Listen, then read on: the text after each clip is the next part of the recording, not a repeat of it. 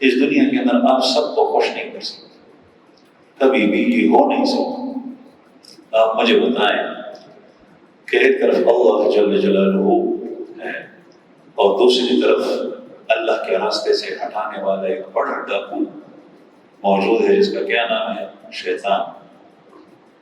آپ اللہ کو خوش کرنا چاہیں گے تو شیطان کیا ہوگا؟ ناراض ہوگا، اور شیطان کو خوش رکھیں گے تو اللہ ناراض ہوگا۔ دونوں کو آپ کبھی بھی خوش نہیں کر سکتے۔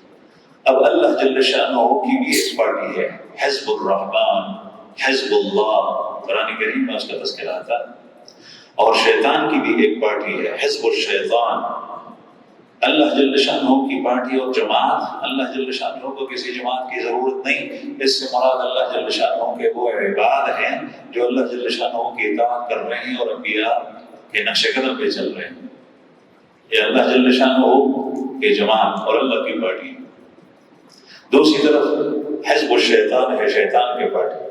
اگر آپ اللہ کی جماعت اور پارٹی اور اللہ والوں کو خوش رکھیں گے تو شیطان کے ساتھی آپ سے ضرور ناراض ہوں، اور اگر آپ ان کو خوش رکھیں گے تو اللہ جل شانہ والوں کو ناراض رکھیں گے، یا اللہ والوں کو ناراض کریں گے تو شیطان کو آپ خوش رکھیں گے۔ کبھی کبھی بعض لوگ ہنسی مذاق کے طور پر شادی بیاہ کے موقع پر جب ناچ گانا اور کسی منکر کام کے اندر پڑ جاتے ہیں، مبتلا ہوتے ہیں، اور جب آپ ان کو کہتے ہیں کہ یہ گناہ ہے مت کرو، سوئی وہ ٹول اور مہدیہ خوشحال کھڑے دل کے ساتھ ہمارا شیطان خوشحال۔